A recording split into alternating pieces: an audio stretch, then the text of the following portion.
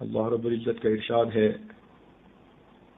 یا ایھا الذین آمنوا، اے ایمان والو، اذکروا اللہ ذکرا کثیرا، تم اللہ تعالیٰ کا ذکر کثرت کے ساتھ کرو۔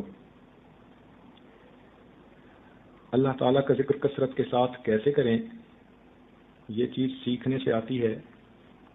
دنیا کا ہر چھوٹا بڑا کام انسان سیکھتا ہے تو کرنا آتا ہے۔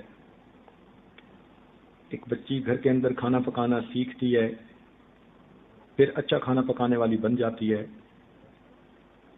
کپڑے سینا سیکھتی ہے، پھر وہ اس فن کو جان لیتی ہے۔ ہر چھوٹے چھوٹے کام کو سیکھنا پڑتا ہے۔ مشائخ نے فرمایا، ہر آن کارے کے بے استاد باشد، یقین دانی کے بے بنیاد باشد۔ ہر وہ بندہ جو بے استاد ہوتا ہے، جان لو کہ وہ بے بنیاد ہوتا ہے۔ جس طرح کوئی بچی بیمار ہو تو وہ اپنی من مرضی سے گولیاں استعمال نہیں کرتی، ٹیبلٹس استعمال نہیں کرتی، بلکہ کسی ڈاکٹر کی طرف رجوع کرتی ہے کہ جو اس کی بیماری کے بارے میں اس کو میڈیسن پرسکرائب کر سکے، اور جب وہ میڈیسن استعمال کرتی ہے تو تھوڑے دنوں میں اس کی بیماری دور ہو جاتی ہے۔ اسی طرح انسان کے اندر باطنی بیماریاں ہیں، حسد، کینہ، بغض، غضب، شہوت، بخل، حرص، یہ سب کی سب باطنی بیماریاں ہیں۔ ان کے علاج کے لیے بھی دواؤں کی ضرورت ہوتی ہے۔ نبی علیہ السلام نے ارشاد فرمایا، ذکر اللہ شفاء القلوب، اللہ تعالیٰ کا ذکر دلوں کے لیے شفا ہے۔ اب کس ذکر کو کیسے کریں، اس کے لیے پرسکرپشن کی ضرورت ہے۔ ہر انسان کی طبیعت کے مطابق بیماری کی دوا مختلف ہوتی ہے، اسی طرح ہر انسان کی شخصیت کے مطابق اس کا ذکر مختلف ہوتا ہے۔ اگر کوئی خود ہی ذکر کرنا شروع کر دے تو کئی مرتبہ باطنی بیماریاں گھٹنے کی بجائے الٹا بڑھ جاتی ہیں۔ جیسے انسان اپنی بیماری کا خود علاج شروع کر دے تو اس کا مرنا آسان ہو جاتا ہے، ایسی جو انسان بنا سیکھے ذکر کر لے تو روحانی موت مرنا آسان ہوتا ہے۔ شیطان انسان کو بہکا دیتا ہے۔ ہم نے تو یہاں تک دیکھا کہ کوئی ڈاکٹر بیمار ہوتا ہے تو اپنی دوا خود استعمال نہیں کرتا، بلکہ دوسرے ڈاکٹر کو چیک اپ کروا کے پھر تھرڈ اوپینین لینے کے بعد اپنی دوائیاں استعمال کرتا ہے۔ ہم باطنی بیمار ہیں یا نہیں، اس کی ایک آسان سی علامت یہ ہے کہ اگر ہم لوگوں کے سامنے اور ہیں اور تنہائی میں اور ہیں، ظاہر میں اور ہیں، اندر خانے اور ہیں، اپنے گناہوں کو چھپاتے پھرتے ہیں، تو یہ دوغلا پن بیماری کی علامت ہے۔ ایک دوسری علامت، قرآن مجید نبی علیہ السلام کی بیویوں، تم پردہ کرو، فَيَطْمَعَ الَّذِي فِي قَلْبِهِ مَرَضٌ، ایسا نہ ہو کہ طمع کرے وہ بندہ جس کے دل میں مرض ہے۔ تو قرآن پاک کی آیت سے پتہ چلا کہ جب کسی غیر محرم کو دیکھ کے دل میں طمع پیدا ہو، لالچ پیدا ہو، گناہ کی طرف دھیان جائے، تو یہ انسان کے دل میں مرض ہونے کی دلیل ہوتی ہے۔ جب کوئی انسان دوغلی زندگی گزارے تو یہ دوغلا پن مرض ہے۔ اللہ تعالیٰ فرماتے ہیں، فی قلوبہم مرض فزادہم اللہ مرضا، تو یہ باطنی بیماریاں ہیں، ان کا علاج کروانا پڑتا ہے۔ دنیا میں جسمانی ڈاکٹر کو طبیب کہتے ہیں اور روحانی بیماریوں کے ڈاکٹر کو مرشد اور پیر کہتے ہیں۔ اس کی کچھ نشانیاں ہیں، جیسے ڈاکٹر وہی ہوتا ہے کہ جس نے علم حاصل کیا ہو، ہاؤس جاب کی ہو، ڈاکٹروں کی زیر نگرانی رہ کر اس نے اس کام کو سیکھا ہو، اور پھر اسے دوسروں کی بیماریوں کا علاج کرنے کی اجازت مل گئی ہو۔ اسی طرح شیخ بھی وہ ہوتا ہے کہ جس نے کسی اللہ والے کی صحبت میں رہ کر اپنی بیماریوں کا علاج کروایا ہو، جس کے پاس شریعت و سنت کا علم ہو، زندگی اس کے مطابق ہو، اور اس کو شیخ نے دوسروں کو اللہ اللہ سکھانے کی اجازت دی ہو، تو ایسے شخص کو شیخ کہتے ہیں۔ اگر کوئی آدمی خود ساختہ شیخ بن جائے تو یہ ایسا ہی ہے کہ جیسے کوئی آدمی ہاؤس جاب کیے بغیر ڈاکٹر بن جائے۔ ایسے شیخ سے یہ تعلق جو اختیار کیا جاتا ہے، اس کو بیعت کہتے ہیں۔ جیسے لوگوں کے فیملی ڈاکٹرز ہوتے ہیں، ہر بیماری میں اسی سے رجوع کرتے ہیں، اور یہی بہتر ہوتا ہے کہ ایک ہی ڈاکٹر سے رجوع کیا جائے کیونکہ وہ بندے کی فزیکل ہسٹری سے واقف ہوتا ہے۔ اسی طرح شیخ کے ساتھ جو تعلق رکھا جاتا ہے وہ روحانی بیماریوں کے علاج کے لیے۔ جب آپ کسی ڈاکٹر کے پاس چیک اپ کے لیے جائیں تو وہ آپ کی رجسٹریشن کرتے ہیں، ایک فارم بھرواتے ہیں، اس فارم پہ آپ کی بریف ہسٹری بھی لکھتے ہیں، قواعد بھی لکھتے ہیں، اور پھر آپ کی ڈائگنوزز بھی اسی پر لکھتے ہیں۔ یہ رجسٹریشن ہو جاتی ہے پیشنٹ کی کسی ڈاکٹر کے پاس۔ اسی طرح شیخ کی خدمت میں بیٹھ کے چند کلمات توبہ کے پڑھ لینا، یہ حقیقت میں اس بندے کی رجسٹریشن ہو جاتی ہے اس شیخ کے پاس۔ یہ ایک باضابطہ طریقہ شریعت نے بنا دیا کہ جس طرح انسان اپنا روحانی تعلق اپنے شیخ کے ساتھ جوڑ سکتا ہے۔ یوں تو توبہ انسان گھر کے کونے میں بھی بیٹھ کر سکتا ہے، مگر اس توبہ کی قبولیت کے لیے اللہ تعالیٰ کی طرف سے گارنٹی نہیں ہے، وعدہ نہیں ہے۔ وہ چاہے تو قبول کرے اور چاہے قبول نہ کرے۔ لیکن ایک ایسا طریقہ ہے کہ جس طریقے میں اللہ تعالیٰ کی طرف سے گارنٹی ہے کہ اگر تم اس میرے محبوب کے سنت طریقے پر توبہ کرو گے تو میں یقیناً تمہاری توبہ قبول کر لوں گا۔ اس کی مثال یوں سمجھیے کہ دو آدمی آپس میں کوئی بات طے کرتے ہیں، سادہ کاغذ پہ لکھ لیتے ہیں، اور کورٹ میں پھر بعد میں کسی موقع پہ جاتے ہیں تو کورٹ والے اس سادہ کاغذ کے رائٹ اپ کو کوئی ویلیو نہیں دیتے۔ وہ کہتے ہیں کہ ہمارے پاس تو اسٹامپ پیپر لائیے۔ یہ ایک خاص کاغذ ہوتا ہے، چھپا ہوا، ٹکٹ اس پر لگتے ہیں۔ اس پر اگر کوئی آدمی کسی کو کوئی کمٹمنٹ لکھ کر دے دے تو پھر قانون اس کی حیثیت کو ایکسپٹ کرتا ہے۔ اسی طرح گھر میں توبہ کرنا سادہ کاغذ پر لکھنے کی مانند ہے، اور کسی شیخ کی موجودگی میں توبہ کرنا اسٹامپ پیپر پر توبہ کرنے کی مانند ہے۔ لہذا اللہ تعالیٰ کے ہاں ایسی توبہ جلدی قبول ہوتی ہے۔ نبی علیہ الصلوۃ والسلام نے صحابہ کرام سے کئی طرح کی بیعت لی۔ بیعت کہتے ہیں پوری شریعت پر عمل کرنے کے لیے یا شریعت کے کسی ایک جزو پر عمل کرنے کے لیے کسی کے پاس عہد کرنا، اس کو بیعت کہتے ہیں۔ جو صحابہ کرام نے مختلف طریقوں کی بیعت لی، ان میں سب سے پہلے بیعت اسلام تھی، یعنی جب وہ کفر سے توبہ کر کے اسلام میں آتے تھے تو نبی علیہ السلام کے ہاتھوں پر بیعت کرتے تھے، اس کو بیعت اسلام کہا جاتا تھا۔ اس کی مثال جیسے بیعت عقبہ اولا اور عقبہ ثانی۔ نبی علیہ السلام نے ہجرت نہیں کی، مکہ مکرمہ میں ہے، مدینہ کے لوگ حج پہ آتے تھے اور مینا میں نبی علیہ السلام کے ہاتھوں پر اسلام قبول کرتے تھے، اسے بیعت اسلام کہا جاتا تھا۔ ایک بیعت جہاد ہوتی ہے کہ جب جہاد میں کوئی آدمی اللہ کے راستے میں جان قربان کرنے کا عہد کرنا چاہے تو وہ بیعت کرے۔ صحابہ کرام نے نبی علیہ السلام سے یہ بیعت بھی کی۔ اس کا تذکرہ قرآن پاک میں سورہ فتح میں ہے۔ اللہ تعالیٰ فرماتے ہیں لَقَدْ رَضِيَ اللَّهُ عَنِ الْمُؤْمِنِينَ إِذْ يُبَايِعُونَكَ تَحْتَ الشَّجَرَةِ، تحقیق اللہ تعالیٰ راضی ہو گیا ان ایمان والوں سے جنہوں نے درخت کے نیچے آپ سے بیعت کی۔ اس کو بیعت رضوان کہتے ہیں۔ صلح حدیبیہ کے موقع پر یہ بیعت ہوئی۔ صحابہ کرام کو اس پہ بڑا ناز تھا، بڑا دل میں خوشی تھی، اور اس وجہ سے وہ خوشی میں شعر پڑھا کرتے تھے نحن الذین بایعوا محمدا علی الجہاد ما بقینا ابدا۔ ایک تیسری بیعت ہے جس کو بیعت توبہ کہتے ہیں۔ صحابہ کرام یہ بیعت بھی کرتے تھے نبی اسلام کے ہاتھوں پر، مرد بھی کرتے تھے، عورتیں بھی کرتی تھیں۔ مردوں کی بیعت کا تذکرہ بخاری شریف میں، عبادہ ابن صامت رضی اللہ عنہ ایک صحابی ہیں، بخاری شریف کے الفاظ ہیں وَقَانَ شَهِدَ بَدْرًا، بدر کے دن بھی یہ حاضر تھے، یعنی بدری صحابی ہیں، اتنے جلیل القدر نقباء میں سے ہیں۔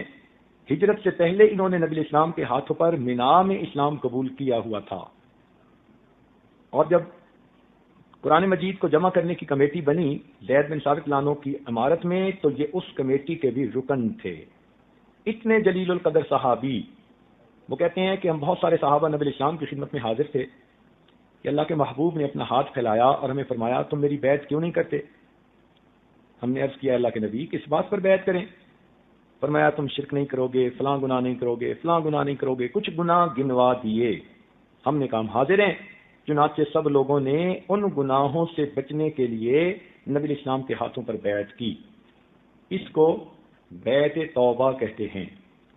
عورتوں کی بیعت توبہ کا تذکرہ قرآن مجید میں سورہ الممتحنہ اللہ تعالیٰ ارشاد فرماتے ہیں یا ایھا النبی، اے نبی صلی اللہ علیہ وسلم، اذا جاءک المؤمنات، جب آئیں آپ کے پاس ایمان والی عورتیں۔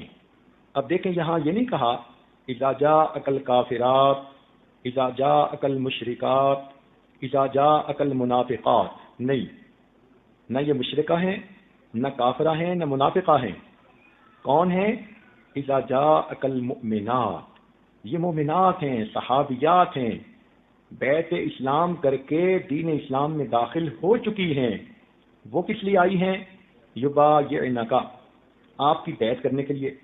اب قرآن مجید کا یہ لفظ بتا رہا ہے کہ اسلام لانے کے بعد بھی کوئی بیعت ہوتی ہے جو کی جاتی ہے۔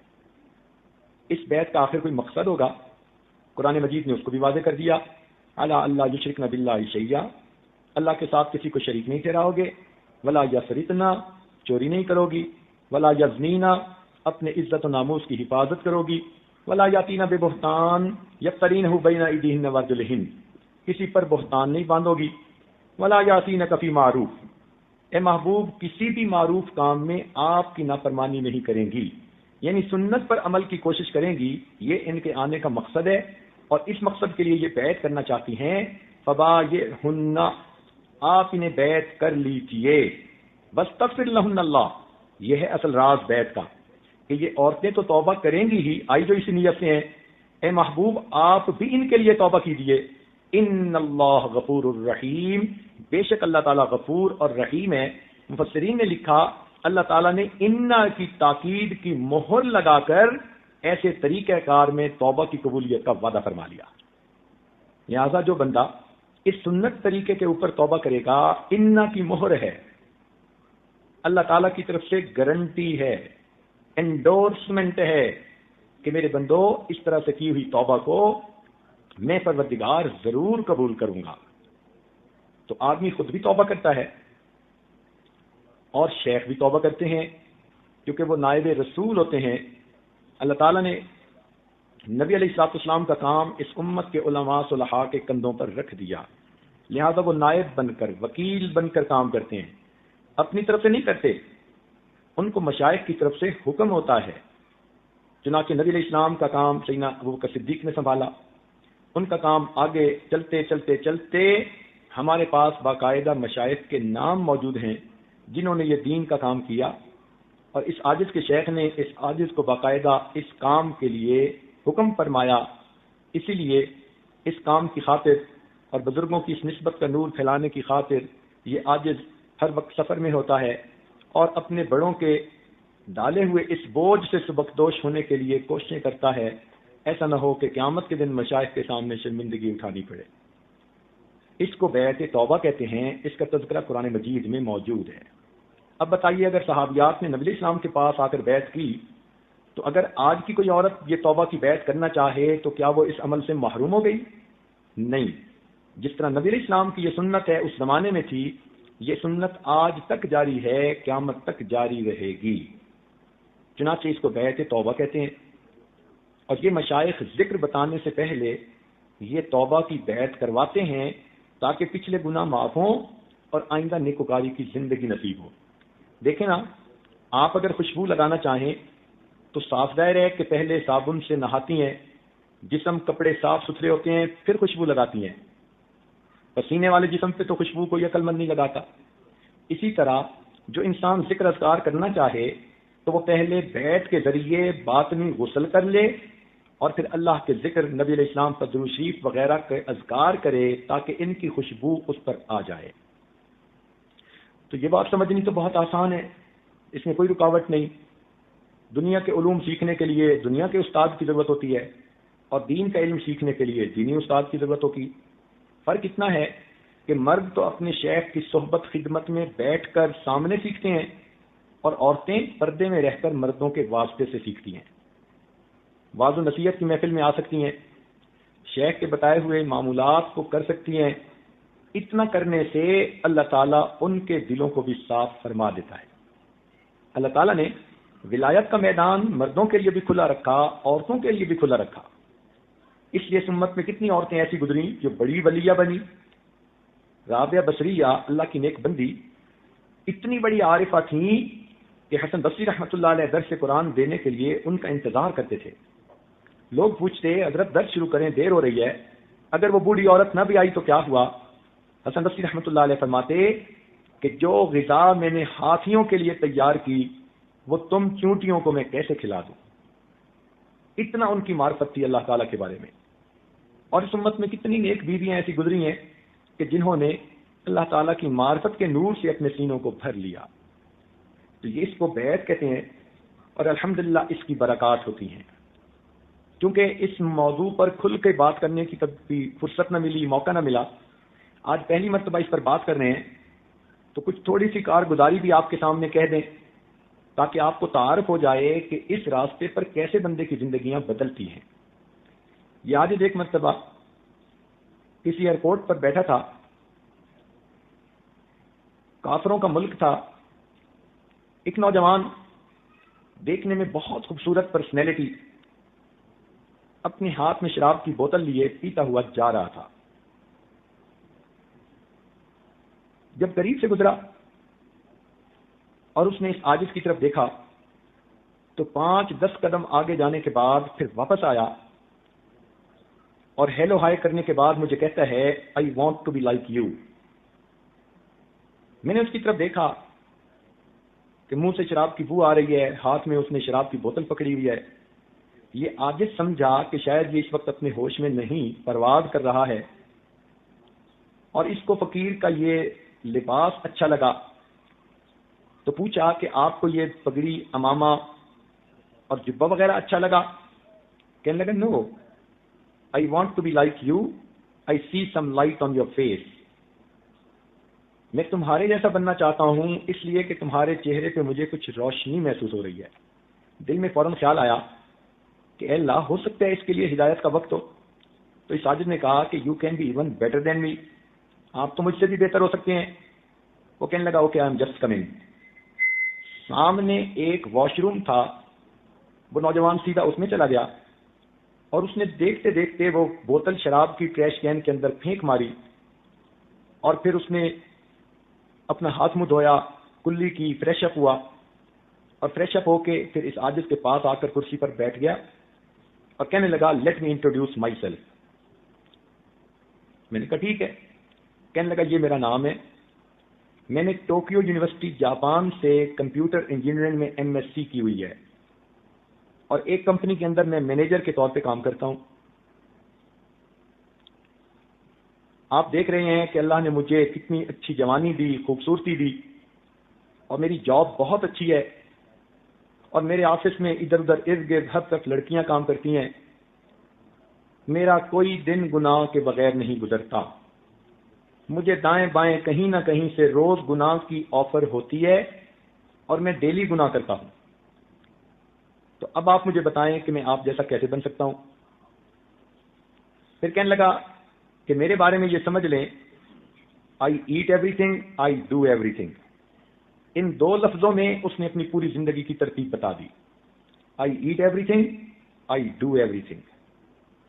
اب ایسی اس نوجوان کی زندگی، اور وہ کہتا ہے کہ جی میں نیک بننا چاہتا ہوں. اس عاجز نے اسے بتایا کہ بھائی توبہ کے کلمات پڑھو، اور ایک ذکر قلبی کا طریقہ ہے، یہ عاجز آپ کو بتائے گا کرنا. اس کی برکت آنکھوں سے دیکھنا. وہ کہنے لگا مگر مجھے یہ بتائیں کہ میں گناہ سے کیسے بچ سکتا ہوں. یہ جو میرے آگے پیچھے ہر وقت حور پریاں پھرتی ہیں، یہ مجھے گناہ سے پیچھے رہنے نہیں دیتی. اس عاجز نے کہا کہ آپ کے لیے بچنا مشکل ہے، اللہ تعالیٰ کے لیے بچانا آسان ہے. آپ اس عمل کو کر دیکھو، اس کی برکتیں دیکھنا. کہنے لگا ٹھیک. وہی بیٹھے بیٹھے اس عاجز نے اس کو بیٹھ کے کلمات پڑھائے اور یہی ذکر کا طریقہ سمجھایا، اور وہ بچہ بھی چلا گیا نوجوان، اور یہ عاجز بھی اپنی فلائٹ پر چلا گیا. 3 مہینے کے بعد اس کا خط آیا. اس عاجز نے اب بھی اس کو اپنے ریکارڈ میں محفوظ رکھا ہے. تو اس خط میں اس نے 2 باتیں لکھی. پہلی بات تو اس نے یہ لکھی کہ میں 5 وقت کی نماز تو پڑھتا ہی ہوں، کبھی کبھی مجھے تہجد کی بھی نماز نصیب ہو جاتی ہے. یہ اس نے پہلا پوائنٹ لکھا. کہ میں 5 وقت کی نماز تو پڑھتا ہی ہوں، کبھی کبھی مجھے تہجد کی بھی توفیق نصیب ہو جاتی ہے۔ اور دوسرا پوائنٹ اس نے لکھا، میں اس بات پہ حیران ہوں کہ گناہوں کے سمندر میں رہتے ہوئے میں گناہوں سے کیسے بچا ہوا ہوں۔ اس عاجز نے پھر اس کا جواب تفصیلی لکھا اور اس کو سمجھایا کہ ہمارے بزرگ فرماتے تھے، ہمارے بڑوں کی دعائیں ہمارے گرد پہرا دیا کرتی ہیں، ہمارے بڑوں کی دعائیں ہمارے گرد پہرا دیا کرتی ہیں۔ دور بیٹھا کوئی تو دعائیں دیتا ہے، دور بیٹھا کوئی تو دعائیں دیتا ہے، میں ڈوبتا ہوں سمندر اچھال دیتا ہے۔ اللہ تعالیٰ بندے کی گناہوں سے حفاظت فرما لیتے ہیں۔ ملتان شہر میں ایک دفعہ اس عاجز نے بیان کیا، جب بیعت کے لیے لوگ اکٹھے ہوئے تو اس عاجز نے دیکھا کہ ایک آدمی دوسرے کو کہہ رہا ہے کہ تم بھی بیعت ہو جاؤ، تم بھی بیعت ہو جاؤ۔ وہ کہتے ہیں ہو جاؤں گا ہو جاؤں گا۔ اس عاجز نے جب دیکھا تو اسے کہا کہ بھئی کیوں پش کر رہے ہو، یہ تو خوشی کی بات ہے، دل کے سودے ہیں۔ تو وہ آدمی پھر اس عاجز کے ساتھ ڈائریکٹ گفتگو کرنے لگا، کہنے لگا حضرت میں اس علاقے کا پولیس اسٹیشن کا انسپیکٹر ہوں، انچارج ہوں، یہ میرے بڑے بھائی ہیں، خود بھی بیعت ہونا چاہتے ہیں اور مجھے بھی کہتے ہیں بیعت کرنے کے لیے، مگر میں کیا بیعت کروں گا، آپ کو پتہ ہی ہے کہ پولیس والوں کی زندگی کیا ہوتی ہے۔ اس عاجز نے کہا کہ آپ کے لیے بھی نیکی کا راستہ کھلا ہے۔ وہ آگے سے انسپیکٹر آگے سے کہتے ہیں حضرت میری زندگی اتنی گندی ہے، جو گناہ آپ سوچ سکتے ہیں وہ گناہ میں نے کیا ہوا ہے۔ اب بتائیے کہ جو بندہ اپنی زبانی کہہ رہا ہے کہ جو گناہ آپ سوچ سکتے ہیں وہ گناہ میں نے کیا ہوا ہے، اس عاجز نے کہا کہ اس کے باوجود آپ کے لیے بھی نیکی کا راستہ کھلا ہے۔ وہ کہنے لگا اچھا حضرت پھر مجھے بھی بیعت کر لو۔ وہ انسپیکٹر پولیس کا بیعت ہو گیا، یہ عاجز پھر اگلی جگہ چلا گیا۔ کوئی 4 مہینے کے بعد دوبارہ پھر اسی جگہ گلگشت کالونی میں جانے کا موقع ملا۔ عصر کی نماز پڑھی تو جیسے ہی جانے کے لیے اٹھے کوئی آدمی آیا اور اس نے پیچھے سے آگ کے بندے کو ہگ کیا۔ اب یہ عاجز بڑا حیران کہ یہاں کوئی میرا بچپن کا کلاس فیلو تو ہے نہیں کہ جو اس قسم کی بے تکلفی کی حرکت کرے، یہ کون آدمی ہے جس نے آ کے مجھے پیچھے سے ہگ کر کے جکڑ لیا۔ تھوڑی دیر تو صبر کیا، جب چھوڑا تو اس کا چہرہ دیکھا تو کوئی چھوٹی چھوٹی اس کے چہرے پر داڑھی، تو فوراً ذہن میں خیال آیا کہ یہ تو وہی پولیس انسپیکٹر ہے۔ اس عاجز نے کہا او تھانے دار صاحب کیا حال ہے؟ تو جب یہ کہا تو اس نے فوراً آگے سے جواب دیا حضرت تھانے دار تو اس دن مر گیا تھا، اب آپ کا غلام زندہ ہے۔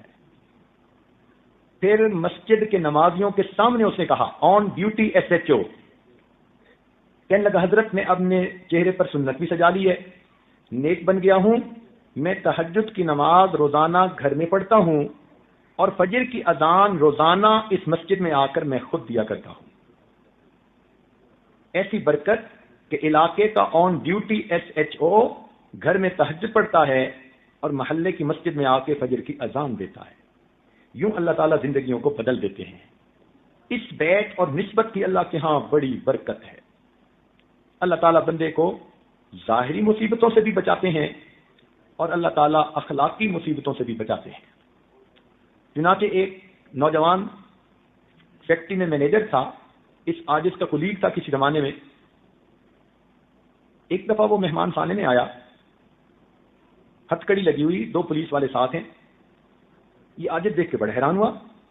اس نے ایم ایس سی کیمسٹری کی ہوئی تھی، ایم بی اے کیا ہوا تھا، بڑا لرنڈ بچہ تھا اور ایک مینیجر کے طور پہ کسی فیکٹری میں کام کر رہا تھا۔ اس حالت میں دیکھ کے یہ عاجز بڑا حیران ہوا، پوچھا کیا بنا؟ کہنے لگا حضرت میرے اوپر اس وقت قتل کا مقدمہ ہے، میں جیل سے سپرنٹینڈنٹ پولیس سے اسپیشل اجازت لے کر آپ سے دعا کروانے کے لیے آیا ہوں اور یہ پولیس والے میرے ساتھ ہیں۔ پوچھا بنا کیا؟ اس نے عجیب ہی سٹوری سنائی۔ کہنے لگا بڑے بھائی کی شادی ہوئی اپنی فرسٹ کزن کے ساتھ، 4-6 مہینے بڑے اچھے گزرے۔ ایک دن معمولی بات پہ کوئی دونوں میں بحث تکرار ہو گئی تو میری بھابھی روٹ کر اپنے میکے چلی گئی۔ ہمارے گاؤں سے ان کے گاؤں کا فاصلہ کوئی 1 میل کا، آمنے سامنے گاؤں ہے۔ میں جب شام ڈیوٹی سے واپس گھر گیا، پتہ چلا کہ بھابھی روٹ کے چلی گئی۔ میں نے بڑے بھائی کو سمجھایا کہ نہیں، وی آر سیم بلڈ، ہمیں جانا چاہیے اور بھابھی کو منا کے لانا چاہیے۔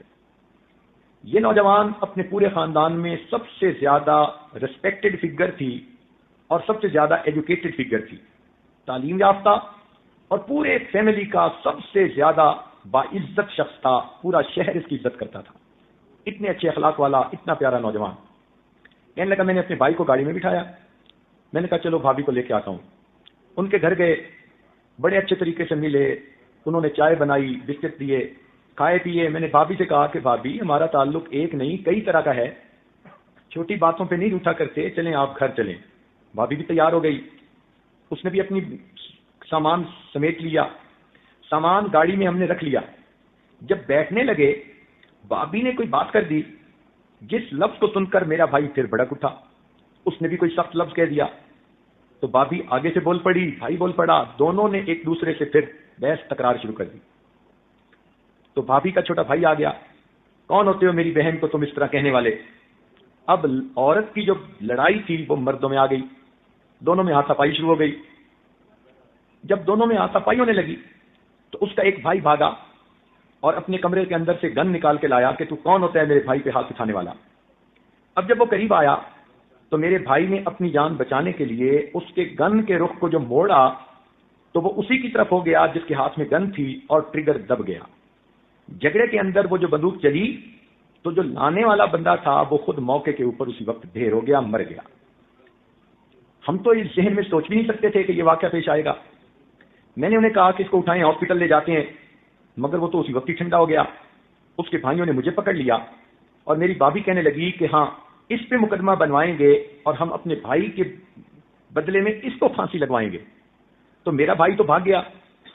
اب وہ بھابھی ایسی چلاک کہ اپنے خامند کو بچا رہی ہے اور مجھے کہنے لگی کہ اس کو پھانسی چڑھوائیں گے، یہ ان کے خاندان کا سب سے زیادہ ریسپیکٹڈ بندہ ہے۔ پولیس آ گئی، میں مجرم کے طور پہ موقع پہ پکڑا گیا، ڈیڈ باڈی بھی مل گئی، گن بھی مل گئی، گواہ بھی مل گئے، جو کچھ کسی بندے کے قتل کا پروف ہو سکتا ہے وہ سب کا سب 100% موجود تھا۔ مجھے جیل پہنچا دیا گیا، ہتھکڑیاں بیڑیاں لگا دی گئیں۔ میرے وکیل نے کہا کہ پولیس نے مقدمہ ایسا زبردست درج کیا ہے کہ آپ کے بچنے کی 100 میں سے ایک حصہ بھی امید نہیں ہے۔ دیوار پہ لکھا مجھے نظر آ رہا ہے کہ تمہیں پھانسی دے دی جائے گی۔ میں دعائیں کرتا رہا، آپ کا خیال آیا تو میں نے آپ کے بارے میں پتہ کروایا تو پتہ چلا کہ بیرون ملک گئے ہوئے تھے۔ کل پتہ چلا کہ آپ واپس آئے ہیں تو میں نے پھر پولیس جو جیل کا سپرنٹینڈنٹ تھا اس سے بہت بڑی کوئی سفارش کروا کے اجازت لی کہ میں آپ سے دعاؤں کروانے کے لیے آنا چاہتا ہوں، چونکہ وہ بھی آپ کو جانتا تھا۔ اس نے پولیس والوں کو ساتھ بھیج دیا کہ جاؤ پیر صاحب سے دعا کروا کے آؤ۔ اس لیے اب میں یہاں آیا بیٹھا ہوں۔ اب آپ مجھے بتائیں، میں آپ کا کولیگ ہوں، اتنا میں آپ کا محبت کرنے والا دوست ہوں، ممکن ہے میری آپ کی آخری ملاقات ہو؟ اور یہ کہہ کے اس نوجوان نے رونا شروع کر دیا۔ اب ایک بے گناہ نوجوان، اور اس کی عمر بھی کوئی 28 سال ساری تھی، اور اس کی شادی میں بھی ابھی کوئی 6 مہینے تھے جو ہونی تھی۔ اتنی پیاری اس کی شخصیت، پرسنالٹی، اتنے موٹے موٹے آنسو اس کے گر رہے ہیں، اور کہہ رہا ہے کہ یہ میری اور آپ کی ممکن ہے آخری ملاقات ہو۔ کہنے لگا بتائیں میں کیا کروں؟ اس عاجز نے اسے بتایا کہ ایک نعمت ہے جو اللہ رب العزت نے اپنے مشائخ کے ذریعے اس عاجز کے سینے میں ڈالی ہے۔ آپ اس نسبت کے اپنا تعلق جوڑیں اور اللہ کے حضور اس نسبت کو پیش کریں۔ اللہ تعالیٰ کے ہاں نسبت کی بڑی لاج ہے۔ اس نے کہا جو کہیں گے میں کرنے کو تیار۔ چنانچہ اس عاجز نے اس کو یہی بیعت توبہ کے کلمات پڑھائے اور اس کو ذکر مراقبے کا طریقہ بتایا، اور یہ بات سمجھائی کہ جب بھی نماز پڑھنا بس یہ دل میں دعا کرنا کہ اے اللہ، میں ان مشائخ کے ساتھ روحانی تعلق رکھنے والا ایک غلام ہوں، ایک مصیبت میں مبتلا ہوں، ان مشائخ کی برکت سے مجھے مصیبت سے نجات عطا فرمائیے۔ وہ نوجوان نم والی آنکھوں کے ساتھ چلا گیا، پرنم آنکھوں سے چلا گیا۔ اس عاجز کو پھر کہیں باہر جانا تھا ملک میں، پھر چلا گیا۔ 3-4 مہینے کے بعد پھر واپس جب اپنے ملک میں پہنچا تو گھر میں تھا کہ بیٹے نے ایک مٹھائی کا بڑا ڈبہ لا کر دیا کہ جی کوئی مہمان خانے میں آدمی آئے ہیں، انہوں نے سلام بھیجے ہیں اور مٹھائی آپ کے لیے لائے ہیں۔ مٹھائی کے ڈبے پر دیکھا تو ان کا نام لکھا ہوا تھا۔ عاجز بڑا حیران ہوا، فوراً مہمان خانے میں پہنچا دیکھا تو وہ ہنستا مسکراتا چہرہ سامنے تھا. میں نے پوچھا کہ آپ آزاد ہو گئے, بچ گئے؟ کہنے لگا حضرت یہ تو کوئی کرامت ہی ہو گئی, اللہ تعالیٰ نے مجھ پر ترس کیا. بھائی کیسے؟ کہنے لگا کہ مسئلہ یہ بنا کہ جب ڈیڈ باڈی کا پوسٹ مارٹم کیا گیا تو جو سرجن اس کا پوسٹ مارٹم کر رہا تھا اس نے اس کے جسم سے جو گولی نکالی جس سے اس کی ڈیتھ ہوئی تھی, تو اس کی پیمائش تو اس نے ملی میٹر میں کی, مگر غلطی سے لکھتے ہوئے اس کو انچ یونٹ میں اس نے لکھ دیا. یعنی سائز اس کا ملی میٹرک سسٹم میں اس نے لیا, مگر بائی مسٹیک جو پیپر پر اس نے لکھا تو اس نے 7 انچ سکیل لکھ دی. کہنے لگا کہ جب جج کے سامنے کیس پیش ہوا تو جج نے بلٹ کو دیکھا اور اس کا سائز پڑھا, تو جج نے کہا کہ سرجن جو کہہ رہا ہے کہ اس بلٹ سے اس کی ڈیتھ ہوئی, یہ وہ گولی تو نہیں ہے. اب جب اس پر بات آگے بڑھی تو معاملہ شک میں آ گیا, اور قانون یہ ہے کہ جب کسی میں شک آ جائے تو پھر اس بندے کو پھانسی نہیں دی جاتی. جج نے اس کو بنیاد بنا کر مجھے باعزت بری کر دیا. یہ نسبت کی برکتیں ہیں, اللہ رب العزت یوں مصیبت سے بندوں کو بچا دیتے ہیں. ہمارے ایک دوست ہیں حاجی صاحب, ہم ان کو کہتے ہیں, جامعہ رحمانیہ کے نام سے ایک مدرسہ ان کے زیر سرپرستی چل رہا ہے, اپنے علاقے کے نواب ہیں. یہ عاجز بخاری شریف کی ابتداء کے لیے, افتتاح کے لیے یا آخری درس کے لیے وہاں حاضری دیتا رہتا ہے. ایک مرتبہ کہنے لگے کہ حضرت میرا ایک کزن ہے, بڑا لینڈ لارڈ ہے اور اس پورے علاقے کا MNA ہے, ممبر نیشنل اسمبلی, اور وہ 35 سال سے ممبر نیشنل اسمبلی مستقل بن رہا ہے. علاقے کے اندر اتنا اس کا ہولڈ ہے کہ وہ اگر کسی کھمبے کو بھی اپنی طرف سے کھڑا کر دے تو لوگ اس کو بھی ووٹ دے کے MNA بنا دیں گے. پارٹی یہ ہو یا پارٹی وہ ہو, وہ اکیلا کھڑا ہوتا ہے آزاد, اور ہر دفعہ MNA بن جاتا ہے. اس کے مقابلے پہ کوئی کھڑا بھی نہیں ہوتا. عوام اتنا اس کے ساتھ اٹیچڈ ہے. بنیادی وجہ کہ وہ اربوں پتی انسان ہے.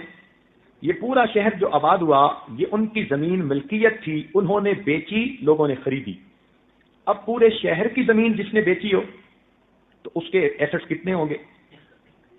کہنے لگا کہ مگر ذاتی طور پر وہ بڑا بگڑا ہوا ہے. جوانی میں اس کے والد نے اس کو UK تعلیم کے لیے بھیج دیا, اور وہاں جا کے وہ بالکل ویسٹرنائزڈ ہو گیا.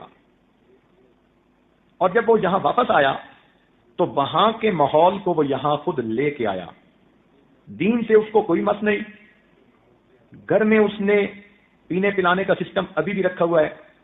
اس کے پاس دن رات کے مہمان اب بھی آتے رہتے ہیں. اس کی ذاتی زندگی اتنی گندی ہے کہ سوچ بھی نہیں سکتے. لیکن کیونکہ مالدار ہے, لوگوں کے کام کرواتا ہے, لوگ کہتے ہیں جی اس کی ذاتی زندگی کا وہ جانے, ہمارے بیٹے کی نوکری لگوا دی, ہماری مصیبت دور کر دی, ہمارا کیس ختم کروا دیا. کیونکہ وہ پبلک کے کام کرواتا ہے تو پبلک ووٹ اسی کو دیتی ہے. میرا جی چاہتا ہے کہ وہ لکھا پڑا ہے. اس وقت اس کی عمر کوئی 65 سال کے قریب ہو چکی, تو اگر آپ اس کے ساتھ ملاقات کر لیں تو ہو سکتا ہے اس کی زندگی بدل جائے. اس عاجز نے کہا کہ ابھی تو فرصت نہیں, واپس جانا ہے. اتنا ہے کہ جب جاؤ تو اس کو اس عاجز کا سلام پہنچا دینا. جب اگلے سال پھر بخاری شریف کی تقریب کے لیے گئے تو حاجی صاحب بڑے خوش, حضرت میں نے پچھلے سال آپ کے سلام دیے تھے. اور MNA صاحب تھوڑی دیر سوچتے رہے, پھر کہنے لگے یار آپ کے پیر صاحب آئیں تو میری بھی ملاقات کروانا. تو حضرت آج تو آپ کی میں نے ضرور ملاقات کروانی ہے. اس عاجز نے کہا کہ ان کے پاس جائیں اور جا کر کہیں کہ اگر میں آپ کو ملنے کے لیے آؤں تو بئس الفقیر علی باب الامیر, برا فقیر وہ ہوتا ہے جو کسی امیر کے دروازے پہ چل کے جائے, اور اگر آپ ملنے کے لیے آئیں گے تو نعم الامیر علی باب الفقیر, آپ نعم الامیر بنیں گے, فقیر کے پاس چل کے آئیں گے. اب آپ بتائیں کہ کیا کرنا بہتر ہے. جب حاجی صاحب نے جا کے اس کو کہا, اس نے کہا اچھا میری پجاروں نکالیں. وہ تو وہیں مدرسے میں ہی آ گیا. مدرسے کے طلباء نے دیکھا کہ MNA صاحب آ گئے, وہ بڑے حیران کہ اس کا تو دین سے کوئی تعلق ہی نہیں نظر آتا تھا, نہ جمعہ میں, نہ مسجد میں, نہ عید میں, یہ تو بندہ ہی اور طرح کا تھا. خیر وہ مدرسہ میں آیا, اس عاجز کے پاس کمرے میں بیٹھا. اس عاجز نے اس کے سامنے تھوڑی دیر توبہ استغفار کے عنوان پر بات کی. سنتا رہا. پھر کہتے ہیں حضرت توبہ تو وہ کرے جس کی کچھ نیکیاں ہوں اور کچھ گناہ ہوں. اور جس کے پاس ہو ہی گناہ، نیکی ہو ہی نہیں، وہ کیا کرے؟ اس عاجز نے سمجھایا کہ نہیں، آپ کے پاس بھی نیکیاں ہیں، گناہ بھی ہیں۔ کہنے لگا میں تو کوئی نیکی کا کام نہیں کرتا۔ میں نے کہا دیکھو، نیکی صرف مسلح کے ساتھ وابستہ نہیں ہوتی، نیکی کا پھیلاؤ بہت زیادہ ہے۔ آپ کے پاس بیوائیں آتی ہیں، آپ ان کو سپورٹ کرتے ہیں؟ کہنے لگا جی ہاں کرتا ہوں۔ یتیم بچیوں کی شادیاں کرواتے ہیں؟ جی میں کرتا ہوں۔ دکھ اور مصیبت زدوں کی مصیبت دور کرنے میں ان کی ہیلپ کرتے ہیں؟ جی میں کرتا ہوں، یہ کام تو میں بہت کرتا ہوں۔ میں نے کہا یہ سب نیکی کے کام ہیں، اللہ تعالیٰ نے آپ کو نیکی کے کام کی بھی توفیق دی ہے، بس مسلح کے ساتھ آپ کو لگاؤ نہیں۔ آپ کی زندگی کی ترتیب ذرا اس وقت تک کافروں والی ہے، جو کافر ملکوں میں ہے، مگر چونکہ آپ کلمے پر ابھی قائم ہیں اس لیے ایمان سلامت ہے۔ آپ خدا کو مانتے ہیں، پیغمبر اسلام کو مانتے ہیں، قرآن کو مانتے ہیں، ملائکہ کو مانتے ہیں۔ کہنے لگا جی ہاں میرا ایمان تو پکا ہے۔ میں نے کہا باقی پھر سب غلطیاں معاف ہونے کے قابل۔ کہنے لگا جی اچھا پھر مجھے بتائیں میں کیا کروں۔ اس عاجز نے اس کو یہی بیٹھ کے کلمات پڑھائے اور اس کے قلب پر انگلی رکھ کر اللہ اللہ کی ضرب لگائی اور اس کو کہا کہ بس آپ یہ ذکر مراقبہ کرنا شروع کر دیں۔ یہ عاجز واپس آ گیا۔ اب ہوا کیا کہ یہ واپس گھر گئے تو ایک رات میں اللہ تعالیٰ نے ان کے دل کی حالت کو بدل دیا۔ اگلے دن یہ اٹھے اور اپنی بیوی کو کہنے لگے کہ گھر میں جتنی شراب کی بوتلیں پڑی ہیں سب توڑ دو اور شراب گٹر کے اندر بہا دو۔ بیوی حیران کہ یہ کیسا نصیب والا دن چڑھا کہ میرا میاں آج شراب سے توبہ کر رہا ہے۔ پھر اس نے اپنی بیوی کو کہا کہ یہ جتنی ماڈل گرل قسم کی لڑکیاں آتی ہیں ان کو کہو کہ آج کے بعد میرے گھر کے دروازے ان کے لیے بند ہیں۔ وہ بیوی سوچنے لگی کہ میں تو دنیا میں آ گئی، میرے سامنے سب کچھ ہوتا تھا، میں بول نہیں سکتی تھی، آج میرا میاں ہر ایک سے توبہ کر رہا ہے۔ چنانچہ اس نے وہ جو 8-10 ماڈل قسم کی تھیں ان میں سے ہر ایک کو 10-10 لاکھ روپے دے کر ان کو کہا کہ جاؤ اپنا گھر خریدو، اپنا گھر بساؤ، آج کے بعد اس گھر میں تم نے نہیں آنا۔ ان سے بھی اس نے جان چھڑوا لی۔ اب تیسرے دن بیوی کے ساتھ بیٹھا ٹی وی پہ خبریں دیکھ رہا تھا تو ٹی وی پہ خبر لگی کہ حج پروازیں شروع ہو چکی ہیں اور حاجی لوگ جا رہے ہیں۔ اپنی بیوی سے کہتا ہے میری زندگی کے 65 سال گزر گئے، میں درجنوں مرتبہ یورپ امریکہ کا چکر لگا کے آیا مگر آج تک مجھے مکہ مدینہ دیکھنے کی توفیق نہیں ہوئی۔ میرا دل کرتا ہے میں بھی حج کروں۔ بیوی نے کہا کہ آپ تو ابھی جا سکتے ہیں، اس میں کیا رکاوٹ ہے؟ وہیں بیٹھے اس نے منسٹر آف ریلیجس افیئرز کو فون کیا کہ میں جانا چاہتا ہوں۔ اس نے کہا جناب آپ 35 سال سے ایم این اے ہیں، آپ ابھی آئیں تو ہم آپ کو ایز اے اسپیشل کٹ ابھی بھیج دیں گے۔ چنانچہ اس نے اپنا سامان بنایا اور نیکسٹ ڈے اپنے شہر سے اسلام آباد پہنچا۔ انہوں نے حاجیوں کے ایک گروپ کا اسے امیر بھی بنا دیا اور اس کو روانہ کر دیا۔ اللہ تعالیٰ کی شان دیکھیے، حج کے اس سفر میں اللہ نے اس کی زندگی بدل دی۔ لوگ کہتے تھے کہ اس نے وہاں حاجیوں کی اتنی خدمت کی کہ پتہ ہی نہیں چلتا تھا یہ کوئی نواب ہے یا کسی کا زر خرید غلام ہے۔ ایسے مٹ کے خدمت کی اس نے، کھانے لا رہا ہے، حالانکہ یہ ہارٹ پیشنٹ بھی تھا۔ بہرحال جب یہ مدینہ طیبہ جانے لگا تو اس کے دل میں یہ بات آئی کہ میں اللہ کے محبوب کے در پہ حاضر ہو رہا ہوں، میں اپنی شکل تو بنا لوں پہنچنے والی۔ چنانچہ اس نے چہرے کے اوپر داڑھی والی سنت سجانے کی نیت کر لی۔ اب یہ حج کے بعد واپس آیا، لوگ حیران، سر پہ ٹوپی، چہرے پہ ریش سجی ہے، 5 وقت کا نمازی بن گیا۔ اب شہر کے علماء کو پتہ چلا تو سب علماء نے مل کے مشورہ کیا کہ پہلے تو ہماری صرف بنتی نہیں تھی، اب یہ نیک بن گیا، اب ہمارا حق بنتا ہے کہ ہم چل کے جائیں اور ان کو جا کر مبارکباد دیں۔ چنانچہ شہر کے 30-35 علماء ان کی ملاقات کے لیے گئے۔ یہ عصر کی نماز پڑھ کے فارغ ہوئے، اتنے میں باہر بیل ہوئی۔ نوکر سے کہا کہ دیکھو کون ہے؟ اس نے کہا جی علماء ملنے کے لیے آئے ہیں۔ چنانچہ اپنے ڈرائنگ روم میں آیا، سب علماء سے گلے ملا اور مل کے کہتے ہیں جی آپ بیٹھیں، میں آپ کے لیے زمزم کھجوریں لاتا ہوں، پھر میں آپ کو حج کی کارگزاری سناؤں گا۔ علماء بیٹھ گئے۔ گھر آیا، بیوی کو کہا کہ اتنے علماء ہیں ان کے لیے زمزم کھجوریں دے دو۔ اس نے کہا بہت اچھا۔ چنانچہ وہ چھوٹے چھوٹے کپوں میں زمزم ڈالنے لگی، ان کے ہاتھ میں تسبیح، سر پہ ٹوپی، یہ اپنے بیڈ کے اوپر بیٹھ کر تسبیح پڑھنے لگے۔ اللہ تعالیٰ کی شان، اسی دوران ہارٹ اٹیک ہوا۔ جب بیوی زمزم لے کر آئی تو یہ اللہ کو پیارے ہو چکے تھے۔ پہلی زندگی دیکھیں کیا تھی، اور یہ دیکھیں کہ اللہ نے بیت کی برکت سے موت کیسی عطا کی۔ حج کر کے آئے ہیں، معافیاں مانگ کے آئے ہیں، چہرے پہ سنت سجائی، سر پہ ٹوپی ہے، باوضو ہے، عصر کی نماز پڑھی، ہاتھ میں تسبیح ہے، اور اس حالت میں ان کو موت آ جاتی ہے۔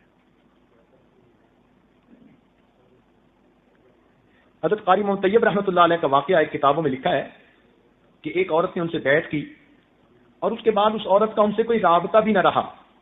20 سال گزر گئے، اور 20 سال گزرنے کے بعد جب اس عورت کی وفات کا وقت آیا تو وہ عورت کہتی تھی کہ وہ دیکھو مولانا بیٹھے ہیں اور مجھے کلمہ پڑھا رہے ہیں، وہ دیکھو مولانا بیٹھے ہیں کلمہ پڑھا رہے ہیں۔ 2 مرتبہ اس نے کہا، اونچی آواز سے کلمہ پڑھا، اللہ کو پیاری ہو گئی۔ تو یہ بیعت کی نسبت کی ایک برکت ہوتی ہے جو بندے کے ایمان کی حفاظت کا سبب بن جاتی ہے۔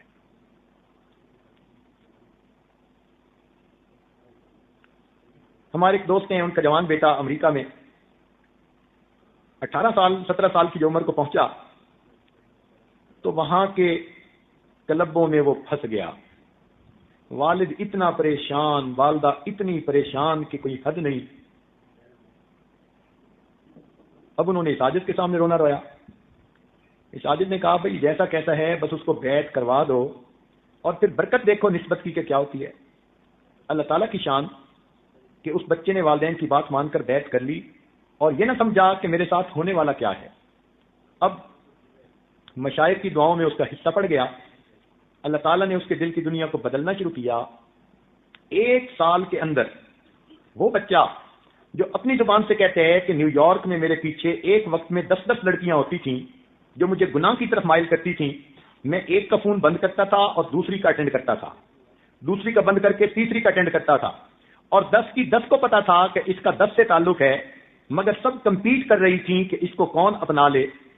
اس گناہ بری زندگی سے اللہ تعالیٰ نے اس بچے کو توبہ کی توفیق دی۔ اس وقت ایک دارالعلوم میں رابعہ کے اندر وہ پڑھ کر عالم بن رہا ہے۔ ایسی زندگیاں اللہ بدلتے ہیں۔ حالانکہ 18 سال کی عمر میں ایسی گندی عادتوں میں اور لڑکیوں کے ماحول میں، اور وہ بھی انگریز لڑکیاں، انسان کا نکل آنا، یہ تو اللہ تعالیٰ کی کوئی خاص رحمت ہوتی ہے۔ تو یہ بڑوں ہمارے مشائخ کی دعائیں ہیں ان لوگوں کے لیے۔ ہمارے سلسلے میں اوپر جو لوگ گزرے وہ اللہ کے بڑے مقبول بندے تھے، اور انہوں نے قیامت تک آنے والے سلسلے میں داخل ہونے والے سب لوگوں کے لیے دعائیں کی ہوئی ہیں۔ اللہ ان کی برکت سے ایمان کی حفاظت فرما لیتے ہیں۔ ہمارے حضرت رحمۃ اللہ علیہ کا ایک واقعہ ہے، ریونین میں تشریف لے جاتے تھے، وہاں کے ایک عالم بیت تھے اور ان کے سب بیٹے اور بیٹیاں عالم، حافظ، قاری، عالمات، حافظات، قاریات تھیں۔ 3 خانہ ہم آفتابس، اس گھر کا ہر فرد سورج چاند کی طرح چمکتا تھا۔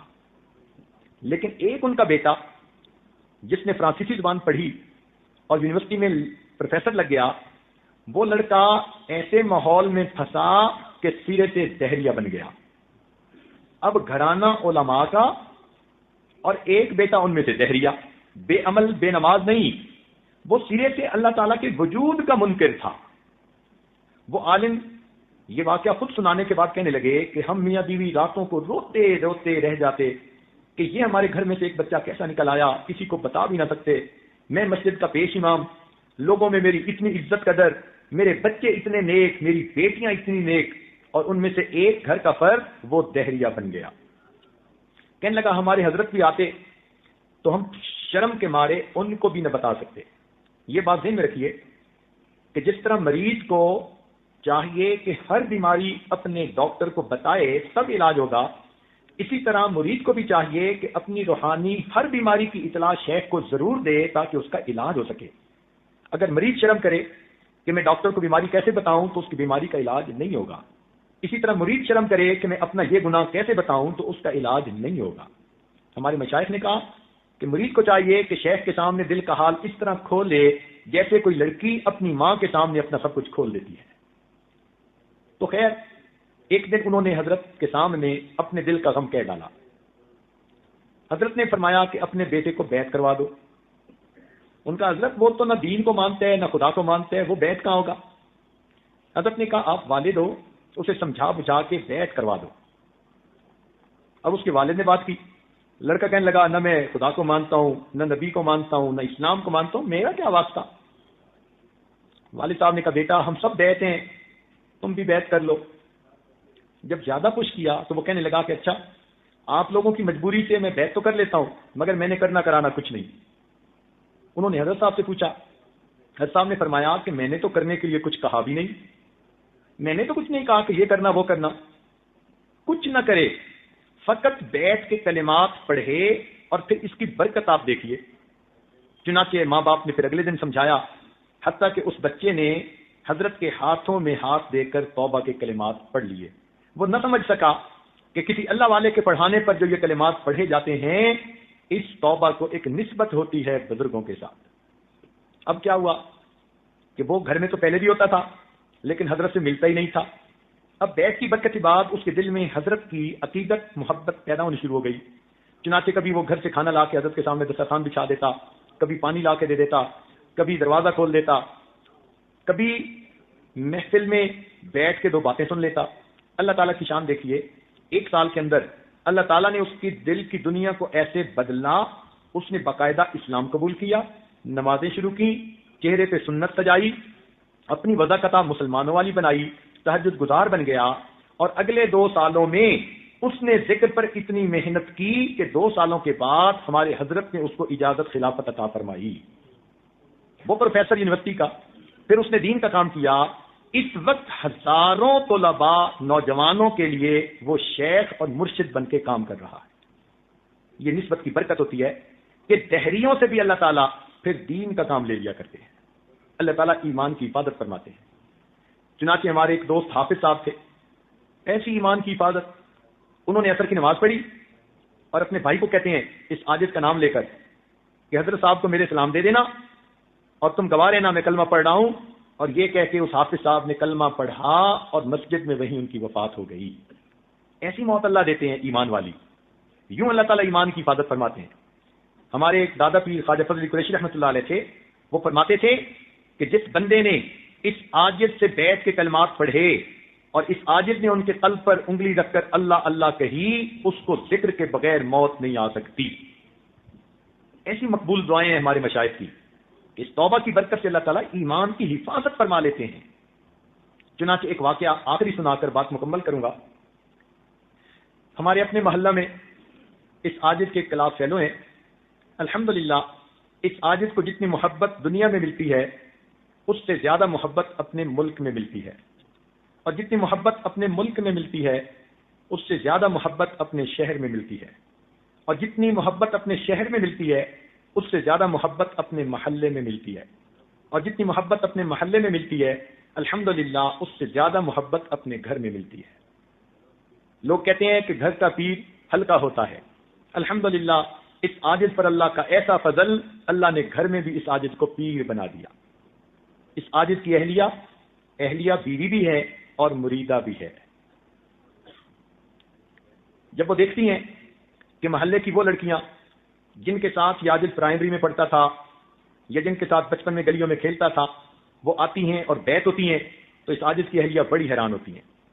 کہتی ہیں کہ بچپن کی لڑکیاں تو آدمی کی حقیقت کو جانتی ہیں کہ اس وقت بندہ چھوٹا ہوتا ہے اور طرح کی زندگی ہوتی ہے، مگر اللہ تعالیٰ کی شان کہ جن گھروں میں کھیل کھیل کر یہ عاجز جوان ہوا، آج ان کی بچیاں، ان کی اولادیں سب کی سب الحمدللہ اس عاجز سے بیعت ہیں۔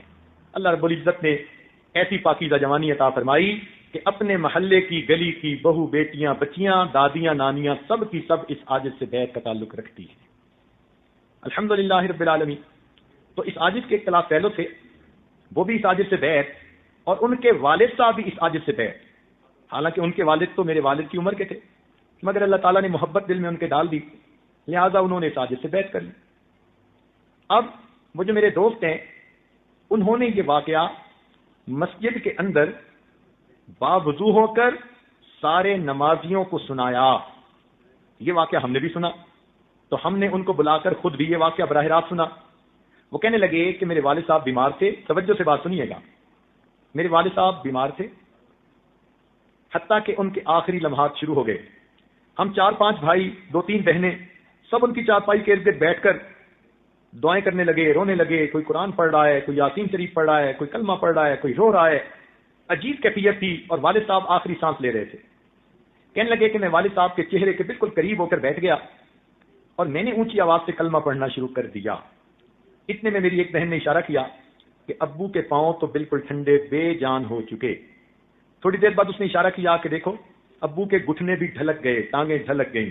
ہمیں ایسے لگ رہا تھا کہ جیسے ان کی روح گویا پاؤں کی طرف سے سمٹ کر گھٹنے تک آ گئی، سانس اکھڑا نہیں تھا، تیز ہو گیا تھا اور لگتا تھا کہ بس چند منٹ کی بات ہے۔ کہنے لگے کہ ایسے میں نے والد صاحب کے چہرے کو متواتر دیکھ رہا تھا، والد صاحب کے ہونٹ بند، میں کلمہ پڑھ رہا ہوں اور والد صاحب نے ایک مرتبہ بھی ہونٹ نہیں ہلائے کہ میں سوچتا کہ والد صاحب نے بھی کلمہ پڑھا۔ میرے دل میں یہ بات آئی، اے اللہ کیا میرے والد صاحب کلمہ پڑھے بغیر دنیا سے جائیں گے؟ اس خیال کے آتے ہی میں اتنا رویا کہ کوئی حد نہیں۔ کہنے لگے اللہ نے میری مدد کی۔ میرے دل میں ایک خیال آ گیا، میں نے اپنے دل کے اندر دعا کی، اے اللہ میرے والد صاحب کی بیعت کا تعلق فلاں سے ہے، اس عاجز کے بارے میں سوچا، اور ان کا بیعت کا تعلق فلاں سے ہے، اور یہ سلسلہ اوپر چلتے چلتے صدیق اکبر اللہ عنہ تک پہنچتا ہے۔ اے اللہ اگر ان مشائخ کا تیرے ہاں کوئی مقام ہے، ان کی برکت سے ان کے ایمان کی حفاظت فرما دے۔ کہنے لگے میں نے اپنے دل میں یہ دعا مانگی، قلم حل بصر، پلک چھپکنے کی دیر تھی، میرے والد صاحب نے ہونٹ کھولے، 5 مرتبہ کلمہ پڑھا، 5ویں مرتبہ روح پرواز کر گئی۔ یہ چھوٹی سی بات نہیں، اللہ رب العزت ایمان پہ موت عطا فرما دیتے ہیں، اس نسبت کی حفاظت ہو جاتی ہے۔ تو اس لیے یہ بیعت ایک روحانی تعلق ہے جو مشائخ کے ساتھ ہوتا ہے۔ اللہ تعالیٰ دنیا کی مصیبتوں سے بھی محفوظ فرما دیتے ہیں اس کی برکت سے، اور اللہ تعالیٰ ایمان کی بھی حفاظت فرماتے ہیں۔ بالخصوص جوان بچے بچیوں کی زندگی میں انقلابی تبدیلیاں بندہ خود محسوس کرتا ہے۔ اللہ تعالیٰ ہمیں اپنے مشائخ کی اس نسبت کی حفاظت کی توفیق عطا فرمائے، اور اللہ تعالیٰ ہمیں ایمان پر موت عطا فرمائے، اور قیامت کے دن نبی علیہ السلام کے ہاتھوں حوض کوثر کا جام عطا فرمائے۔ اب چند باتیں معمولات کے بارے میں کہ جو مستورات بیعت ہو چکی ہیں یا ابھی ہوں گی اس محفل میں، چونکہ آج رمضان شریف کی آخری محفل ہے، اس وقت بھی ہم توبہ کی کلمات پڑھیں گے۔ جو پہلے بیعت ہو چکی ہیں وہ تجدید بیعت کی نیت کر لیں گی، جو نئے سرے سے بیعت ہونا چاہیں گی وہ بیعت کی نیت کر لیں گی، اور جو دوسرے مشائخ سے عورتیں بیعت ہیں وہ فقط توبہ کی نیت کریں گی تاکہ محفل میں توبہ کی قبولیت میں وہ بھی شامل۔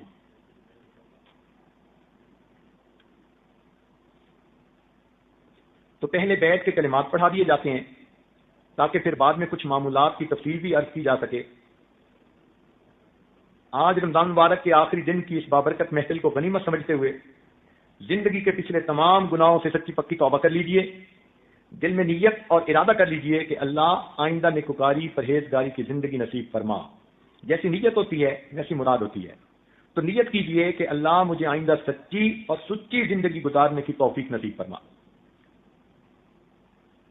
جو مرد بھی سلسلے میں بیعت ہونا چاہتے ہیں وہ بھی پیچھے پیچھے یہ کلمات پڑھ سکتے ہیں، عورتیں بھی پڑھیں۔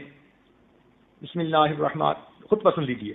الحمدللہ نحمده ونستعینه ونستغفره ونؤمن به ونتوکل علیہ ونعوذ باللہ من شرور انفسنا ومن سیئات اعمالنا من يهده الله فلا مضل له ومن يضلله فلا هادي له ونشهد أن لا إله إلا الله وحده لا شريك له ونشهد أن سيدنا ومولانا محمدا عبده ورسوله أما بعد أعوذ بالله من الشيطان الرجيم بسم الله الرحمن الرحيم إن الذين يبايعونك إنما يبايعون الله يد الله فوق أيديهم سبحان ربك رب العزة عما يصفون وسلام على المرسلين والحمد لله رب العالمين اللهم صل على سيدنا ومولانا محمد وعلى آل سيدنا ومولانا محمد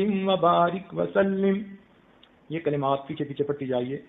بسم اللہ الرحمن الرحیم، لا الہ الا اللہ محمد الرسول اللہ آمنت باللہ وملائکتہ وکتبہ ورسلہ والیوم الآخر والقدر خیرہ وشرہ من اللہ تعالی والبعث بعد الموت آمنت باللہ کما ہوا باسمائہ وصفاتہ وقبلت جمیع احکامہ اقرار باللسان وتصدیق بالقلب اشہد ان لا الہ الا اللہ واشہد ان محمدا عبدہ ورسولہ استغفر اللہ ربی من کل ذنب واتوب الیہ استغفر اللہ ربی من کل ذنب واتوب الیہ وصلی اللہ تعالی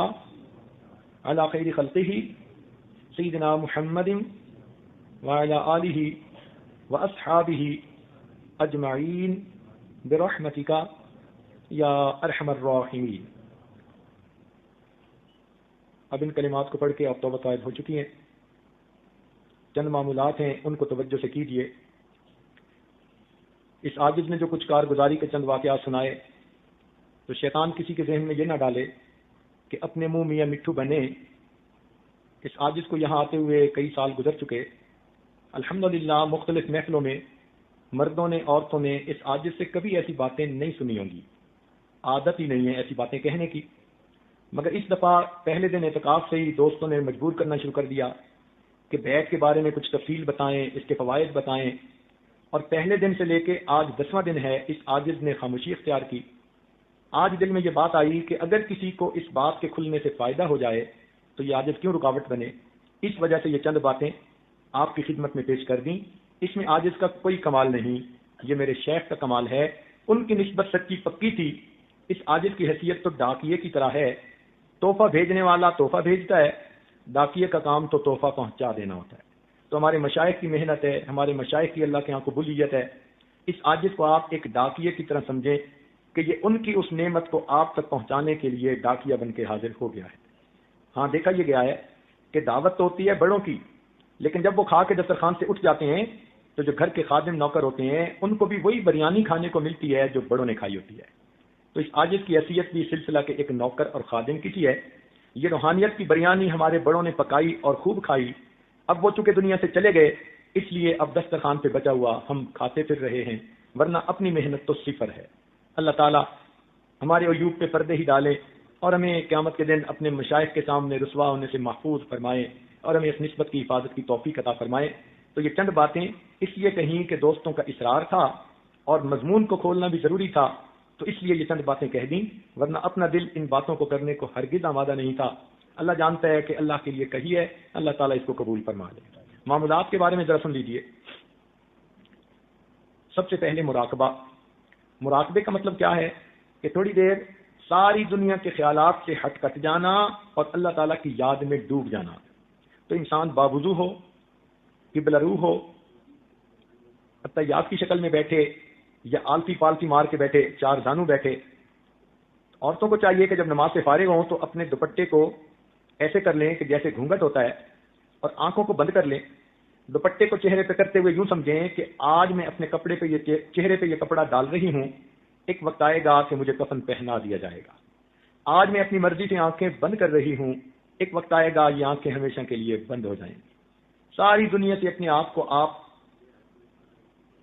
علیحدہ کر لیں اور یہ سوچیں کہ نہ زمین، نہ آسمان، نہ انسان، نہ حیوان، نہ شیطان، کچھ بھی نہیں ہے، فقط اللہ رب العزت کی ذات ہے اور اس کی طرف سے ایک نور آ رہا ہے جو میرے دل میں سما رہا ہے، اور میرا دل کی ظلمت سیاہی دور ہو رہی ہے اور میرا دل اللہ اللہ پڑھ رہا ہے اور میں اسے سن رہی ہوں۔ یعنی آپ نے زبان سے اللہ نہیں پڑھنا، زبان تالو سے لگی ہوئی ہو، منہ بند ہو، جسم کو حرکت بھی نہیں دینی، ہلنا بھی نہیں، سانس سے بھی کچھ نہیں کرنا۔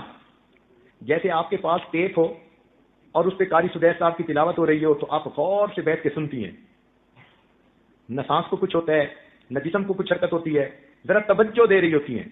تو آپ نے اپنی توجہ دل کے اللہ اللہ سننے پر لگانی ہے، کرنے پر نہیں لگانی۔ جب آپ محسوس کریں گی نا کہ آپ سانس بند کر لیتی ہیں، اس کا مطلب ہے آپ اللہ اللہ سن نہیں رہی، کر رہی ہیں۔ جب آپ کا جسم حرکت کرنے لگ جائے تو اس کا مطلب آپ اللہ اللہ سن نہیں رہی، اللہ اللہ کرنے میں لگ گئی ہیں۔ تو کرنا نہیں ہے، یہ ایک نقطہ سمجھ لیجئے کہ جیسے ٹیپ سنتی ہیں غور سے بیٹھ کے، نعت سنتی ہیں غور سے بیٹھ کے، یا جیسے اب آپ بیان سن رہی ہیں غور سے بیٹھ کے، نہ جسم ہل رہا ہے نہ سانس کو کچھ ہو رہا ہے نہ کوئی تنگی فیل ہو رہی ہے، اسی طرح آپ نے اپنے دل کی اللہ اللہ سننی ہے۔ زندگی ہے امر اللہ، زندگی ایک راز ہے، قلب کہے اللہ اللہ زندگی کا ساز ہے۔ چند دن آپ مراقبے میں بیٹھیں گی، یہ زندگی کا ساز چھڑے گا تو پھر ہر وقت آپ کو اللہ اللہ کی کیفیت محسوس ہوگی۔ یہ عجیب نغمہ ہے جو انسان کے اندر سے اس کو آواز آتی ہے، اس کو قلبی ذکر کہتے ہیں۔ حدیث پاک میں اس کے لیے ذکر خفی، ذکر سری، ذکر خامل، یہ سارے نام اسی قلبی ذکر کے لیے آئے ہیں۔ تو آپ 15 منٹ، آدھا گھنٹہ، 1 گھنٹہ، جتنا گڑ اتنا میٹھا، اور اگر 2-4 منٹ ہی مراقبہ کریں گی تو اس کا اثر ہی نہیں ہوگا۔ تو کچھ وقت لگانے کی کوشش کریں، جب بچے سو جائیں، آپ فارغ ہوں، وقت نکال سکتی ہوں، چاہے تہجد کے بعد، چاہے عشاء کے بعد، جس وقت سکون محسوس کریں اس وقت آپ بیٹھ کے مراقبہ کریں۔ اگر عمر زیادہ ہے اور آپ مصلی پہ نہیں بیٹھ سکتی تو کرسی پر، صوفے پر بیٹھ کر بھی مراقبہ کر سکتی ہیں۔ اگر بیٹھنے میں بھی دقت ہے کہ زیادہ دیر نہیں بیٹھ سکتی تو آپ اوٹ لگا کے بھی مراقبہ کر سکتی ہیں، حتیٰ کہ بستر پہ لیٹ کے بھی مراقبہ کر سکتی ہیں۔ الذین یذکرون اللہ قیاما وقعودا وعلی جنوبہم، وہ میرے بندے جو لیٹے بیٹھے کھڑے مجھے یاد کرتے ہیں۔ اللہ تعالیٰ کی یاد تو ہر حال میں ہو جاتی ہے، مگر بیٹھ کے کریں گی تو اجر زیادہ ہے، مجبوری کی وجہ سے اوٹ لگا کے کریں گی تو کوئی بات نہیں۔ اب ہوتا کیا ہے، سب سے پہلی پرابلم یہ ہوتی ہے کہ جیسے ہی عورتیں آنکھیں بند کرتی ہیں نا، ان کو الٹے سیدھے خیال آنے شروع ہو جاتے ہیں، اور یہ پھر ڈر کے مارے آنکھ کھول دیتی ہیں کہ جی ہم سے مراقبہ نہیں ہوتا۔ بھئی وجہ یہ ہے کہ اب تک دل میں جو کچھ گند بھرا گیا، آنکھ بند کرتے ہی وہ گند سامنے آئے گا، اسی گند کو تو صاف کرنا ہے۔ اگر آپ یوں مراقبہ کرنا چھوڑ دیں گی تو یہ گند تو صاف نہیں نہ ہوگا، پھر گند تو اسی طرح قبر میں صاف جائے گا۔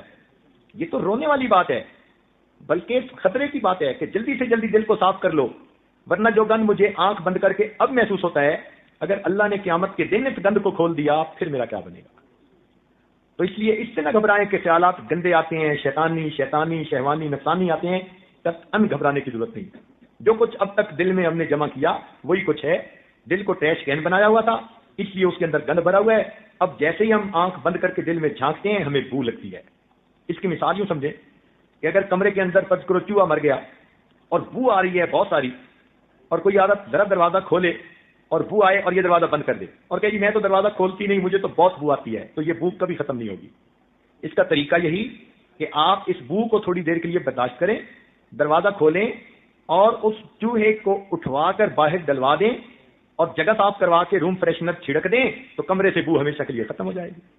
اسی طرح ہمارے دلوں میں شیطان چوہے نے بھی گند ڈالا ہوا ہے۔ اب ہم جیسے ہی دل کا دروازہ کھولتے ہیں ہمیں وہ گند محسوس ہوتا ہے، تو ڈریں گھبرائیں نہیں، بیٹھی رہیں۔ بیٹھنے سے اللہ تعالیٰ بالآخر اس گند کو دور کر دیں گے اور خود بخود اپنے ذکر کی خوشبو عطا فرما دیں گے۔ جس نے بھی ذکر مراقبہ شروع کیا، ابتدا میں سب کی حالت اسی طرح ہوئی، اور اسی سے پھر لوگ بالآخر بڑے بڑے ولی بن کر تیار ہوئے۔ تو خیالات سے گھبرانے کی کوئی ضرورت نہیں۔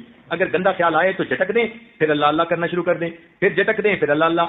شروع میں آپ کو 100 خیال گندے آئیں گے، پھر کچھ دنوں کے بعد 99، پھر 98، پھر 97، اور اس طرح ایک وقت آئے گا کہ گندے خیال ختم ہو جائیں گے اور آپ آنکھ بند کرتے اللہ کی یاد میں ڈوب جائیں گے۔ جی ڈھونڈتا ہے پھر وہی فرصت کے رات دن، بیٹھے رہیں تصور جانا کیے ہوئے۔ ایسا مزہ آئے گا کہ انسان کا جی چاہے گا کہ بس میں اللہ کی یاد میں ڈوبا رہوں۔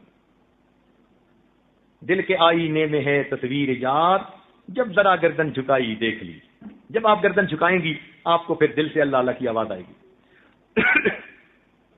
وہ جن کا عشق صادق ہے وہ کب فریاد کرتے ہیں، وہ جن کا عشق صادق ہے وہ کب فریاد کرتے ہیں، لبوں پہ مہر خاموشی دلوں میں یاد کرتے ہیں۔ جن کا عشق سچا ہوتا ہے ان کے زبان پہ خاموشی ہوتی ہے، وہ دلوں میں اپنے محبوب کو یاد کر رہے ہوتے ہیں۔ تو یہ مراقبہ اسی کی عملی تصویر ہے۔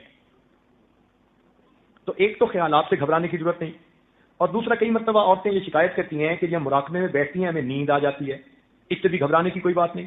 دیکھیں ایک صفی کے دروازے پر کوئی فقیر آ کر بیٹھا 5 گھنٹے سے، اور اس دوران اس کو اونگ بھی آ گئی 1 گھنٹہ، تو کوئی یہی نہیں کہے گا جی یہ 4 گھنٹے سے بیٹھا ہے، ہر بندہ کہے گا جی 5 گھنٹے سے یہاں بیٹھا ہوا ہے، حالانکہ اس دوران اس کو نیند بھی آ گئی۔ تو جب آپ نے مراقبے کی شکل بنا لی تو آپ نے مالک الملک کے دروازے پر اپنی حاضری لگوا دی، اب درمیان میں نیند بھی آ گئی تو یہ کہیں گے کہ دروازے کے اوپر تو یہ بیٹھی ہوئی تھی۔ تو گھبرانے کی بات نہیں ہے۔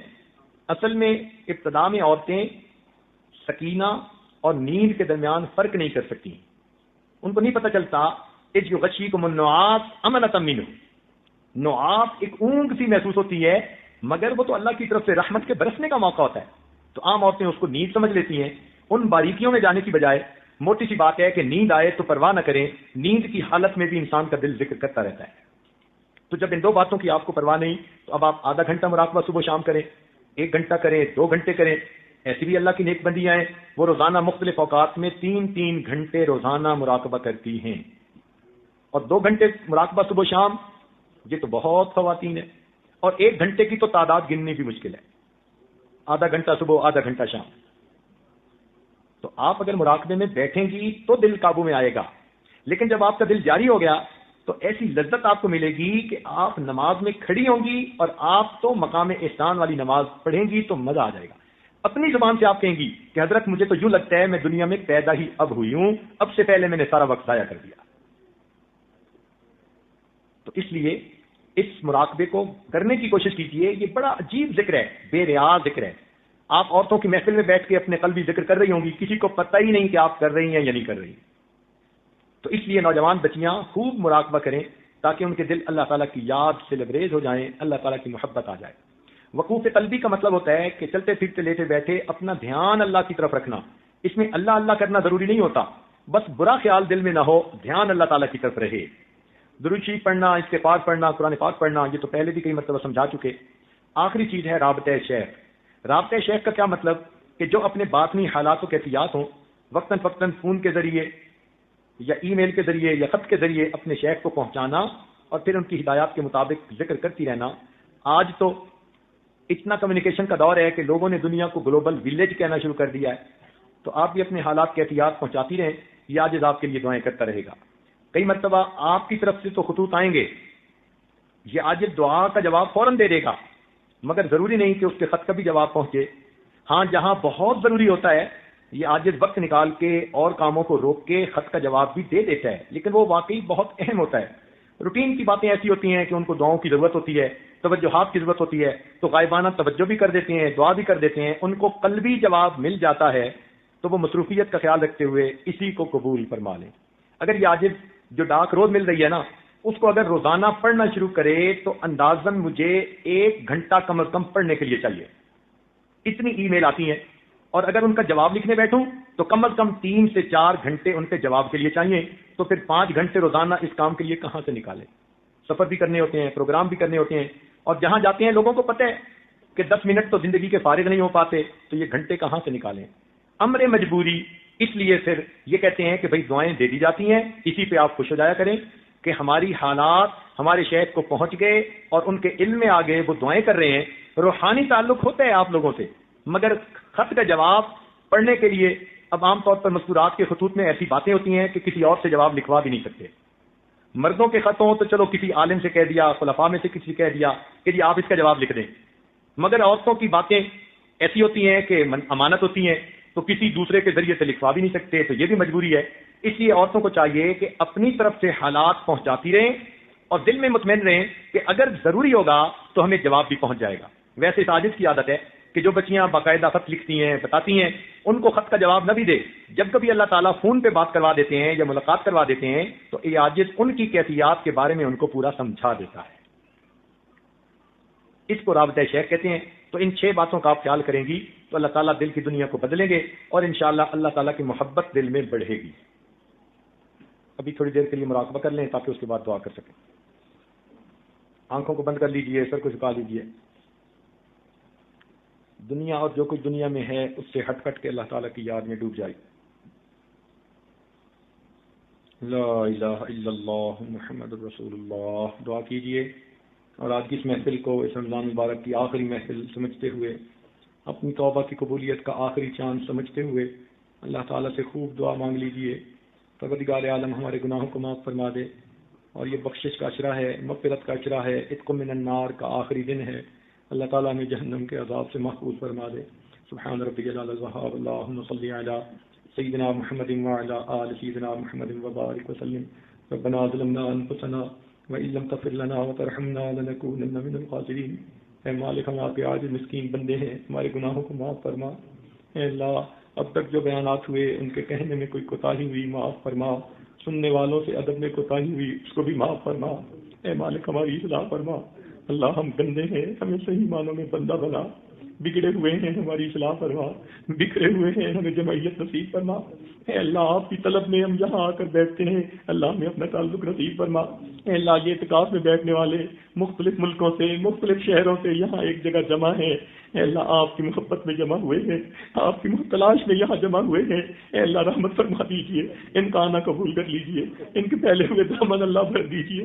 اے اللہ یہ مستورات اتنی دور دور سے آئی ہیں، اللہ آپ کے سامنے دامن پھیلائے بیٹھی ہیں، معافی کی طلبگار ہیں، اللہ ان کو معافی عطا فرما دیجیے، ان کی توبہ قبول فرما لیجیے، اللہ ان کے دلوں کو نیکی سے بھر دیجیے، اپنی محبت سے دلوں کو لبریز کر دیجیے، اللہ ان کی عزتوں کی حفاظت فرمائیے، ایمان کی حفاظت فرمائیے، اے اللہ ان کی جان کی حفاظت فرمائیے، رب کریم ان کی نیک مرادیں پوری فرما دیجیے، ان کے کاموں میں جو رکاوٹیں ہیں ان رکاوٹوں کو دور کر دیجیے، دلوں کی پریشانیوں کو ہٹا دیجیے، میرے مولا قدردانوں کا ساتھ عطا فرمائیے، اللہ بے قدروں سے محفوظ فرمائیے، اے اللہ بے قدروں سے محفوظ فرمائیے، اے اللہ ہماری ان بچیوں عورتوں کو بے قدروں سے محفوظ فرمائیے، رب کریم رحمتوں کا معاملہ فرمائیے، اے اللہ جو اولاد نرینہ کی طلبگار ان کو اولاد نرینہ عطا فرما، جو صاحب اولاد ہیں ان کی اولادوں کو نیکوکار بنا، فرما بردار بنا، ماں باپ کی آنکھوں کی ٹھنڈک بنا، اور جن گھروں میں جوان بچے بچیاں موجود ہیں اللہ ان کی اچھی تربیت فرما اور ان کے ماں باپ کے لیے فرض ادا کرنے آسان فرما، رب کریم جو بچیوں کے رشتوں کی تلاش ہے اللہ ان کے نصیب اچھے فرما، رب کریم رحمتوں کا معاملہ فرما، اے اللہ کرم کا معاملہ فرما،